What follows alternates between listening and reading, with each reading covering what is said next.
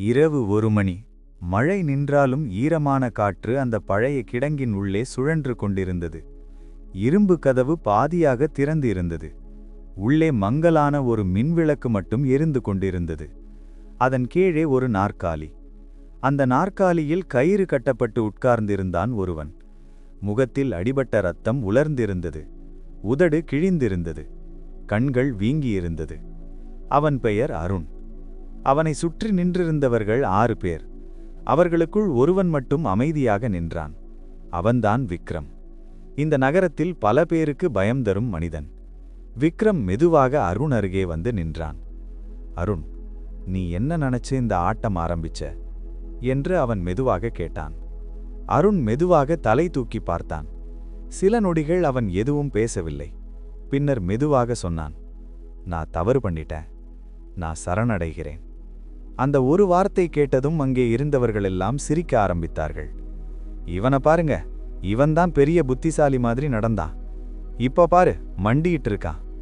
விக்ரமும் சிரித்தான். நான் நினைச்சது சரிதான். நீ பெரிய வீரன் இல்ல, நீ பயந்தவன். அந்த இரவு அவர்கள் அருணை அடித்துவிட்டு வெளியே தூக்கி போட்டார்கள். அவர்களுக்கு ஒரு விஷயம் மட்டும் தெரிந்தது. அருண் தோற்றுவிட்டான். ஆனால் அவர்களுக்கு தெரியாத ஒரு விஷயம் இருந்தது. அந்த இரவுதான் அருணின் உண்மையான ஆட்டம் ஆரம்பித்தது. 6 மாதங்களுக்கு முன்பு அதே நகரத்தில் அருண், விக்ரம், சுரேஷ், ரவி, இம்ரான் 5 நண்பர்கள். அவர்கள் எல்லாரும் சேர்ந்து ஒரு லாஜிஸ்டிக்ஸ் பிசினஸ் ஆரம்பித்தார்கள்.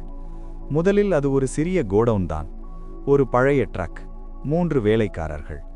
ஆனால் 1 வருடத்தில் பிசினஸ் வேகமாக வளர ஆரம்பித்தது. அதற்கு காரணம் அருண். அவன் மிகவும் அமைதியானவன். ஆனால் அவன் பிரெயின் மிகவும் ஷார்ப். எந்த டீல் எப்படி செய்யணும், யாரை எப்படி ஹேண்டில் செய்யணும் அவனுக்கு தெரியும். ஆனா விக்ரம் வேறு மாதிரி மனிதன். அவனுக்கு பவர் பிடிக்கும். அவன் எப்போதும் எல்லாரையும் கண்ட்ரோல் பண்ண வேண்டும் என்று நினைப்பவன். பிசினஸ் வளர ஆரம்பித்ததும் அவன் மனசு மாற ஆரம்பித்தது. ஒரு நாள் ஆபீஸ்ல எல்லாரும் உட்கார்ந்திருந்தார்கள். விக்ரம் சடன்லி எழுந்து சொன்னான், இப்போ இந்த கம்பெனிக்கு ஒரு லீடர் வேணும். யாரும் எதுவும் பேசவில்லை. அவன் தொடர்ந்து சொன்னான், நான் தான் அந்த லீடர். அருண் அமைதியாக அவனை பார்த்தான். சுரேஷ், ரவி எல்லாரும் குழப்பமாக இருந்தார்கள். விக்ரம் நேராக அருணை பார்த்து சொன்னான், அருண், நீ ஸ்மார்ட், ஆனா டிசிஷன் நான் தான் எடுப்பேன். சில நொடிகள் யோசித்தான். பின்னர் மெதுவாக சொன்னான், சரி. அந்த ஒரு வார்த்தை எல்லாரையும் அதிர்ச்சியில் ஆழ்த்தியது. விக்ரம் சிரித்தான். அவனுக்கு தோன்றியது அருண் பயந்து விட்டான். அந்த நாளிலிருந்து கம்பெனி முழுக்க விக்ரம் கண்ட்ரோல். அவன் மெதுவாக எல்லாரையும் டிஸ்ரெஸ்பெக்ட் பண்ண ஆரம்பித்தான். மீட்டிங்ல கத்துவான். எம்ப்ளாயீஸ் முன்னாடி நண்பர்களையே அவமதிப்பான். ஆனா அருண் மட்டும் எதுவும் பேச மாட்டான். எல்லாருக்கும் தோன்றியது அருண் வீக். ஆனா உண்மையில் அவன் அப்சர்வ் பண்ணி கொண்டிருந்தான். யார் யாருக்கு விக்ரமிடம் கோபம், யார் யாருக்கு லாயல்டி, எந்த கிளையண்ட் விக்ரமிடம் நம்பிக்கை இல்லாமல் இருக்கிறார்கள், அவன் எல்லாம் சைலண்டா நோட் பண்ணி கொண்டிருந்தான். நாட்கள் போய்கொண்டிருந்தது. விக்ரம் மீன்வைல் அதிகமாக கேர்லெஸ்ஸாக ஆரம்பித்தான். அவனுக்கு தோன்றியது கேம் முடிஞ்சது. ஒரு நாள் பெரிய டீல் ஒன்று வந்தது. ஒரு மல்டிநேஷனல் கம்பெனி டிரான்ஸ்போர்ட் கான்ட்ராக்ட். அந்த டீல் கிடைத்தால் கம்பெனி லெவல் மாறிவிடும். மீட்டிங் நடக்க இருந்தது. விக்ரம் கான்ஃபிடென்ட், இந்த டீல் நிச்சயம் நமக்குத்தான். ஆனா மீட்டிங் நாள் வந்தபோது ஒரு ஸ்ட்ரேஞ்ச் விஷயம் நடந்தது. கிளையண்ட் சடன்லி கேட்டார், இந்த கம்பெனியில் ஃபைனல் டிசிஷன் யார் எடுக்கிறார்கள்? விக்ரம் சொன்னான், நான். கிளையண்ட் சில செகண்ட்ஸ் அமைதியாக இருந்தார். பின்னர் மெதுவாக சொன்னார், ஆனா நாங்க பேசினது அருணுடன் தான். விக்ரம் அதிர்ச்சியில் பார்த்தான். அருண் அமைதியாக இருந்தான். அவன் கடந்த 3 மாதமாக குவைட்லி கிளையண்ட்டுடன் ரிலேஷன்ஷிப் பில்ட் பண்ணியிருந்தான். அந்த கிளையண்ட்டுக்கு ட்ரஸ்ட் இருந்தது, அருண் மேல், விக்ரம் மேல் இல்லை.